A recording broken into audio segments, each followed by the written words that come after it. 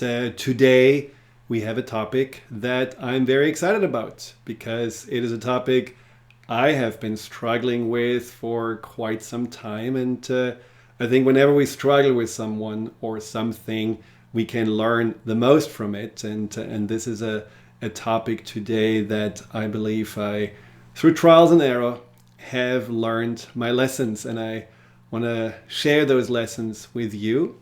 And the topic is self-love. Now, the keys to self-love. In this time right now, a week to the election, I think there is a lot of hatred and anger and divisiveness going on. And so we all can use a little loving.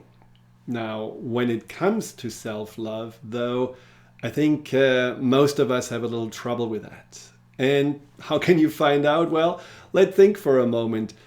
If you would list the top 3 beings that you love, what comes to mind first?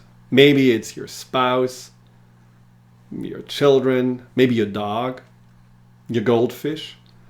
But you're not necessarily on that list, right?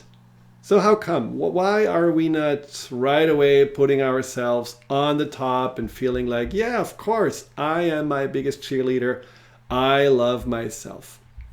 Well, the reason for that is that we usually are not told that it's okay to love ourselves. In my case, when I grew up, I was told that even though I brought home at some point good grades, and I was really proud of them because at the beginning of school I was struggling, especially in high school. At the beginning I was in trouble with my parents, so I really worked hard and I went through a lot of stress and anxiety with this. But when I brought in home good grades, a great report card, I didn't really get the answer that I wanted to get, the response. I would have loved for them to say, oh, wonderful, great, and hopefully give me also like 5 marks as a little marks, the German marks, as a little thank you or well done gesture. But that's not what happened. They just told me, well, don't feel too good about yourself.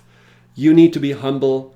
You need to really just keep your head down, because if you are too boasty about yourself, if you feel too confident, people will see this as arrogant, and nobody likes arrogance.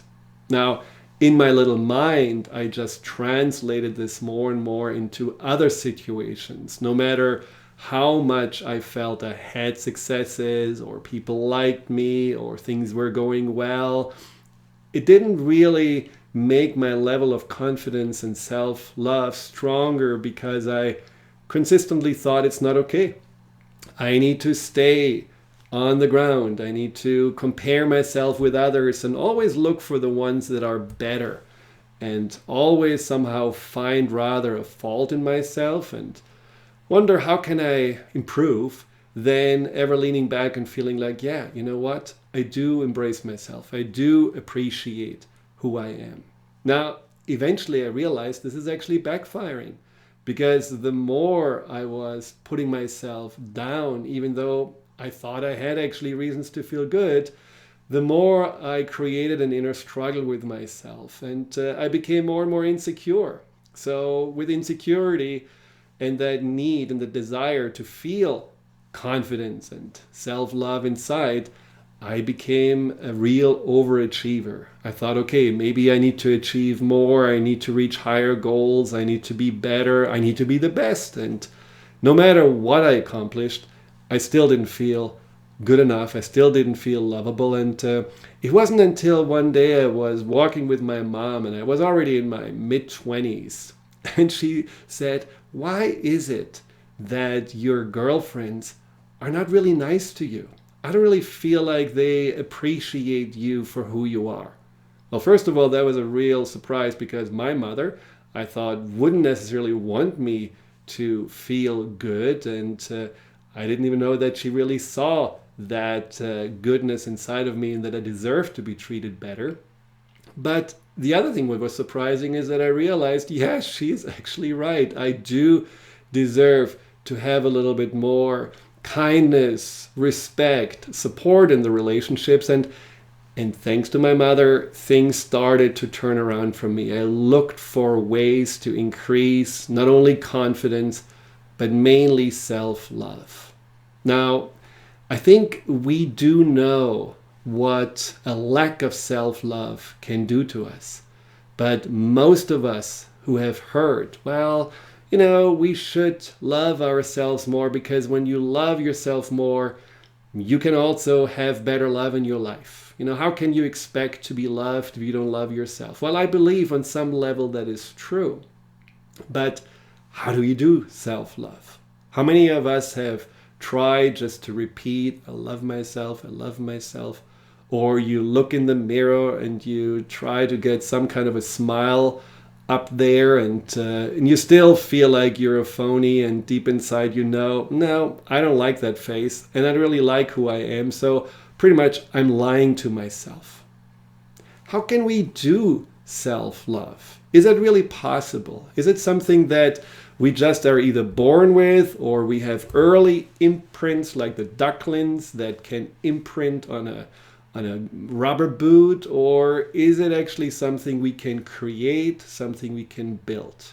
Well, through my trials and errors and through working with many clients that have been struggling with that lack of self-love, I found that there are very concrete steps, that there are keys we can take to improve our relationship to ourselves and to build self-love. And that's exactly what I want to talk about today. Now, if you have any questions about self-love, and if you have any comments or have your own discovery on what have worked for you, call in 888-418-6890. Again, that's 888-418-6890.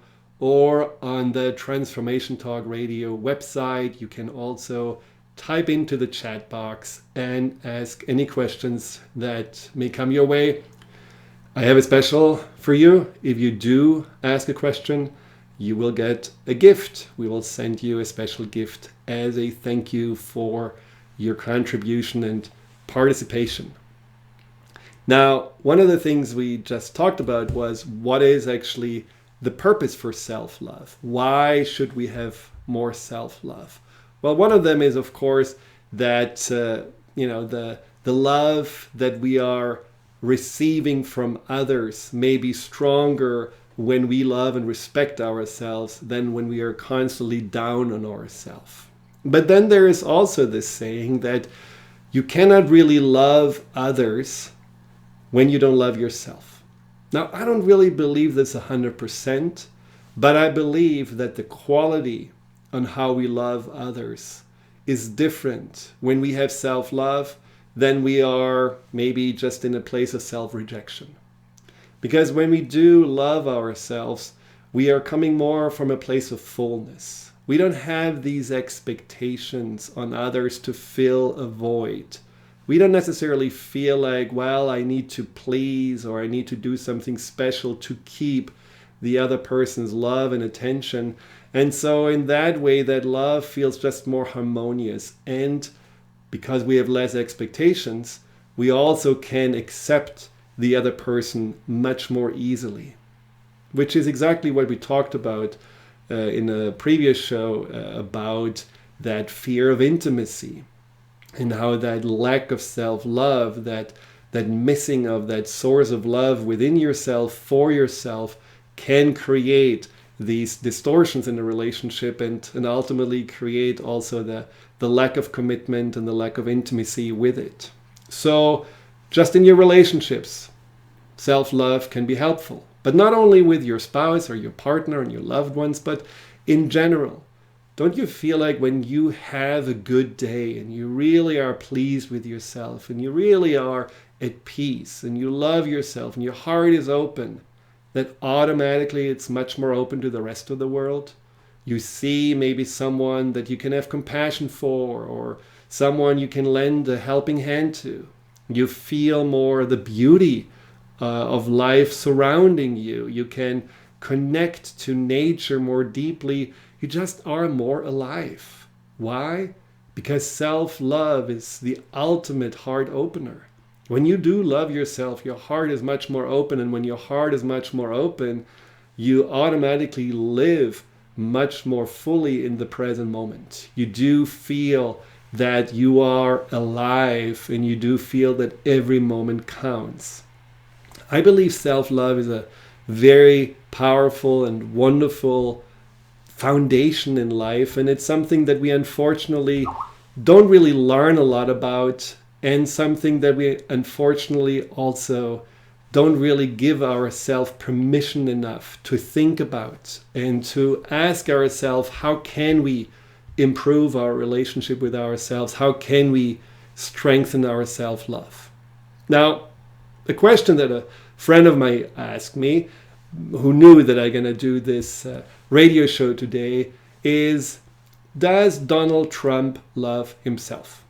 Well, I don't know about Donald Trump, but when we come back, we will talk exactly about this question and maybe are able to look behind Donald Trump's mind. So stay tuned. We will be right back.